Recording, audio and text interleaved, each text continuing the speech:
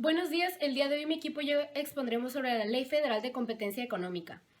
El artículo 1 de la Ley Federal de Competencia Económica consiste en dar la libre concurrencia y la competencia económica. La libre concurrencia significa que puedes vender lo que tú quieras, básicamente mientras sea dentro de los planos legales, sin que nadie te lo pueda cuestionar. Y la competencia económica, que exista competencia entre las distintas empresas de la nación, y también establece que se deben prohibir prácticas monopólicas y monopolios. El artículo 2, a diferencia del artículo 1, protege, promueve y garantiza la libre concurrencia, la competencia económica y la prohibición de prácticas monopólicas. En el anterior se establecía, como ya mencioné, es promueve, protege y garantiza. Esa es la diferencia. Pero prácticamente los puntos son los mismos. Ok, este es el artículo 3. Está el agente económico, que es participación en actividad económica, autoridad investigadora, órgano de comisión, autoridad pública, es un ente público, barreras a la competencia y libre concurrencia, no acceso de competidores o límite de capacidad, comisión, es federal de competencia económica, comisionado es de integrantes de pleno de la comisión. El artículo 6 dice prácticamente que cualquier empresa que sea nacionalizada o del país no se verá afectada por las prácticas monopólicas, es decir, que el país en sí, si decide que una empresa va a ser suya, la va a nacionalizar, significa que ya las prohibiciones monopólicas no le afectan en lo absoluto, ni tampoco los castigos que esto pueda tener en el caso de un monopolio estándar. El artículo 7 establece que ni los sindicatos, ni los contenidos sujetos a copyright, ni inventos sujetos a patentes dentro de su tiempo serán castigados por prácticas monopólicas. Es decir, por ejemplo, si tú escribes una canción, pues está sujeta a copyright porque es de tu autoría. Entonces, aunque tú seas el único realmente quien se le dé el crédito por esa canción, no se considera monopolio. El artículo 8 habla básicamente sobre los monopolios. Esta forma parte del título 1 de disposiciones generales y menciona que básicamente no se consideran monopolios a aquellas asociaciones que vendan al extranjero siempre y cuando sean la principal fuente de riqueza de la nación, no se esté vendiendo internamente dentro del país, permite la libre entrada y salida de miembros, esté bajo la vigilancia del gobierno, no otorgue permisos a dependencias de la Administración Pública Federal y ya, eso sería básicamente. El artículo 52 habla básicamente que se prohíbe cualquier actividad monopólica o en sí cualquier actividad que dañe la libre competencia de los bienes y servicios. Bueno, el artículo 53 habla sobre las prácticas que se consideran ilícitas y cuáles serán, pues, no serán aceptadas. La primera es fijar o elevar el precio de venta ofrecidos para el mercado. El segundo, establecer la obligación de no producir, comercializar, adquirir, sino solamente en cantidad restringida o limitada de bienes o la prestación y transacción de un número de servicios. Dividir o imponer porciones o segmentos del mercado actual o potencial de bienes y servicios. Establecer, concertar y coordinar posturas a la abstención en las licitaciones, concursos, subastas y almonedas. Y, por último, intercambiar información con algunos de los objetos o efecto que se refieren a las anteriores infracciones. El artículo 54 nos habla de que las prácticas monopólicas son las siguientes. Encuadren algunos de los supuestos a que se refiere el artículo 56 de esta ley. Siguiente. Lleve a cabo uno o más agentes económicos que individual o conjuntamente tengan poder sustancial en el mismo mercado. Y por último, tenga como objeto bloquear o desplazar indebidamente a otros agentes económicos. El artículo 56 nos habla de los supuestos a los que se refiere la fracción 1 del artículo 54 de esta ley. Consisten en cualquiera de las siguientes. Número 1. Entre agentes económicos que no sean competidores entre sí, la fijación, imposición o establecimiento de la comercialización o distribución exclusiva de bienes o servicios. Número 2. La imposición del precio o demás condiciones que un distribuidor o proveedor debe observar al prestar, comercializar, distribuir bienes o servicios. Número 3. Venta o transición condicionada a comprar otro bien o servicio. La venta o compra sujeta a la condición de no usar bienes o servicios producidos. Al artículo 58 cubre todos los requisitos y lo necesario para ser considerado parte del mercado relevante. Dentro de esto se establece primero que nada si es algo nacional o algo internacional. Con esto podemos saber dentro de qué tanto del mercado cubre para ver si puede ser considerado parte del mercado relevante o no, simplemente ser considerado un producto o algo cualquiera. Es importante considerar los costos, los insumos y los aranceles que se llevan a cabo cuando hablamos de algo en especial para saber si cumple con los requisitos. Habrán cosas que cumplan con algunas cosas y otras que no. Habrán cosas que cumplan con muchas cosas y otras con poquitos requisitos para ser considerados del mercado relevante, pero es importante, más que nada, ese puede ser considerado el punto más importante, lo de los precios, los aranceles y los insumos, porque hay cosas que no se pueden importar con tanta facilidad, por lo que un mercado se va reduciendo poco a poco. En cambio, hay cosas que realmente no tienen restricciones, por lo que se pueden exportar e importar por el mundo sin preocupación alguna. El artículo 59 habla sobre la determinación del poder sustancial. Agentes económicos que tienen este poder sustancial en el mercado relevante o para resolver sobre condiciones de competencia, existencia de poder sustancial en el mercado relevante u otras cuestiones relativas al proceso de competencia que hace referencia a estas u otras leyes, reglamentos y disposiciones administrativas. La primera es su participación en dicho mercado y si pueden fijar precios o restringir el abasto del mercado relevante por sí mismos.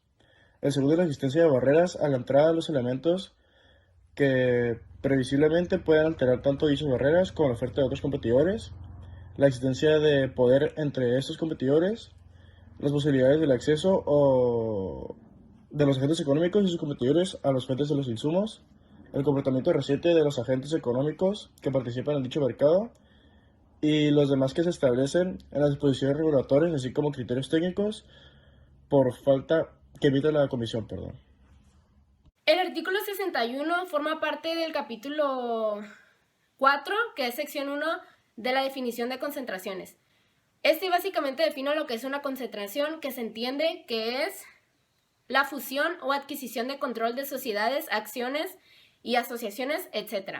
La Comisión no aprueba aquellas concentraciones que busquen obstaculizar la competencia o la libre circulación de bienes y servicios similares o iguales entre sí. Después tenemos el artículo 62, que es como una continuidad del 61 debido a que también forma parte del capítulo 4, pero de la sección 2 de las concentraciones ilícitas.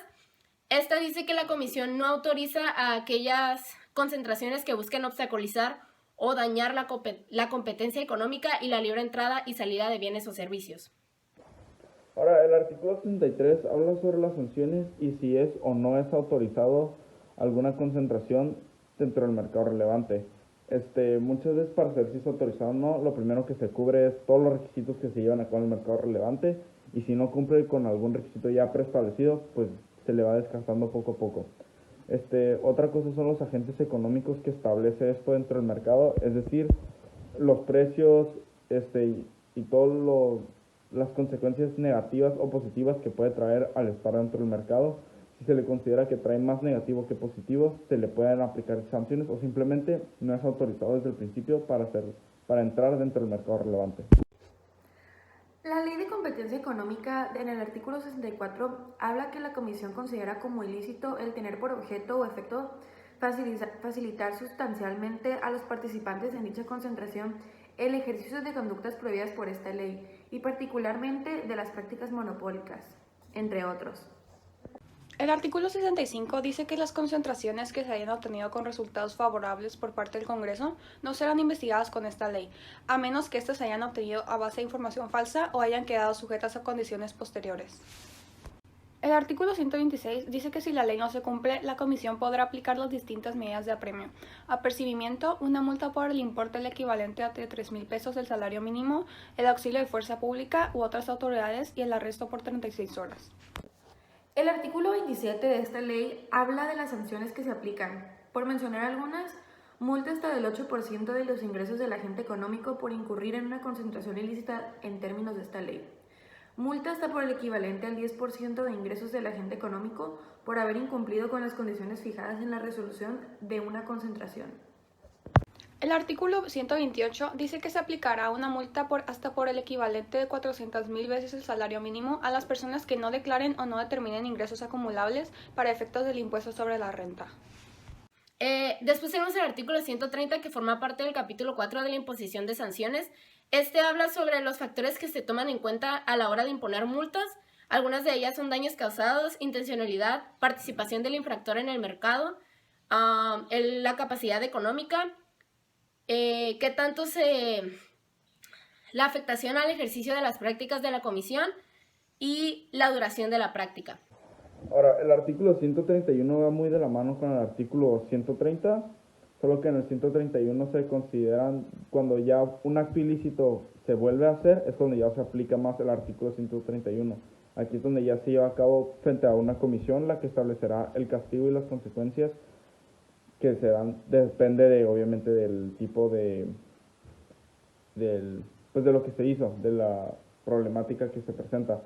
Aquí la comisión realiza un análisis desde el inicio hasta el final de todas las transacciones y todas las actividades que se han realizado para saber en dónde fue donde hubo algo que lo puedan considerar sospechoso, donde no hubo ningún problema, y desde ahí hacen su análisis y ya consideran que van a tomar en cuenta para aplicar la sanción o retirarlo del mercado relevante. Pues en conclusión, es de gran importancia la Ley Federal de Competencia Económica para permitir la libre circulación de bienes y servicios, así como la competencia económica. También es importante tener una base para que las concentraciones y asociaciones puedan tener una idea sobre lo que está permitido y lo que no, así como las multas que se pueden aplicar en caso de no cumplir con algún artículo de la ley. Como conclusión, me gustaría decir que esta ley me ayudó bastante debido a que gracias a esta conocí varios conceptos que antes no conocía y ayudó a incrementar mi conocimiento en el ámbito financiero internacional, nacional. Y realmente creo que me va a servir en el futuro porque tarde o temprano, cuando ponga algún negocio, voy a llegar a tratar con alguna de estas leyes de aquí y tengo que estar al pendiente de ello. Y ya para concluir, considero que es muy importante que se establezcan todos estos requisitos y estas reglas dentro del mercado, todas estas leyes que se presentan para saber qué se puede realizar y qué es considerado ilícito dentro del mercado. Hay que pensar en qué pasara si no estuvieran estas leyes y cómo viéramos prácticas monopólicas y situaciones de ese tipo cada vez más, lo cual pues significaría que cada vez se reduciera más la oportunidad de personas para competir. Resultaría obviamente en cuestiones como inflación porque no hubiera tanta competencia, entonces los precios estuvieran subiendo, entonces realmente sería difícil que el mercado funcionara si no estuvieran estas leyes. Como en cualquier cosa, si no hay cierta regulación, se sale de control y no hay orden. Entonces que en el mercado se presenten estas leyes significa que puede haber comercio, porque el comercio es algo que lo vemos día a día, que en cualquier producto que utilicemos pasó por cierto proceso de comercio. Entonces es importante que estas leyes funcionen de manera correcta para que los productos que utilizamos y consumimos nos puedan beneficiar tanto a nosotros como al vendedor. En conclusión, durante la realización de este trabajo pude darme cuenta de lo importante que es conocer las distintas leyes, en especial esta, ya que habla sobre las regulaciones y sanciones que se pueden presenciar durante una negociación, y es importante saber que se llevan a cabo sanciones para cuando no se cumpla con las normas. Como conclusión, creo que es muy importante la realización de este tipo de trabajos porque puede que alguna vez queramos comercializar algún producto sin tener conocimiento alguno de la ley, lo cual puede representar un gran problema en la planeación y logística de la venta del producto. Por otro lado, considero que es una ventaja tener una noción de las leyes, porque sin importar a lo que nos dediquemos, siempre van a estar presentes. En conclusión, este tipo de trabajos me parecen muy interesantes debido a que en su proceso de elaboración se adquieren conocimientos muy interesantes, al menos para mí. El hablar de leyes que regulen el comercio del país me parece un tema muy interesante y sobre todo importante, ya que el conocimiento de estas es esencial para la creación y buen funcionamiento de una empresa en el campo comercial. Como conclusión, creo que esta ley es extremadamente importante para regulación y control y que existe norte dentro de todo el comercio del país. Sin esta ley creo que habría un caos completo en muchas maneras en los comercios y se encontrarían miles de formas de violar y aprovechar maquiavélicamente la falta de regulación. Estas y otras leyes son esenciales para el funcionamiento económico de los países por todo el mundo. Y creo que con el paso del tiempo estas se volverán más efectivas y podrán ser un poco más justas para todos los participantes. Gracias.